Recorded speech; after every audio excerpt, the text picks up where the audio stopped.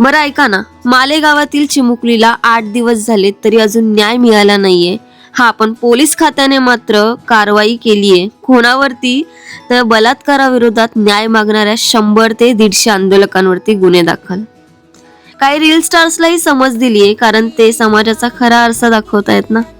म्हणजे बलात्कार करणं तेवढं चुकीचं नाहीये, पण वास्तववादी विषयांवरती व्हिडिओ बनवणं ते मात्र चुकीचं आहे. खरं तर पोलीस खात्याने जनतेची माफी मागायला पाहिजे, कारण तुम्ही नेत्यांची चाकरी करता, तुमचे हात नेहमीच दगडाखाली असतात. म्हणूनच आज निरपराध मुली दगडाखाली ठेचल्या जात आहेत. यापूर्वीही अशी आंदोलनं झाली आहेत. म्हणजे महाराष्ट्रात मराठी भाषेसाठी लढा देणाऱ्या आंदोलकांवरतीही गुन्हे दाखल झालेत. म्हणजे आता अन्यायाविरुद्ध आवाज उठवणं हेच चूक झालंय. त्यामुळे निरपराध लोकांचे हाल होत आहेत, कारण शिकून मोठी झालेली माणसं अडाणी माणसांची चाकरी करतायत. बरोबर ना?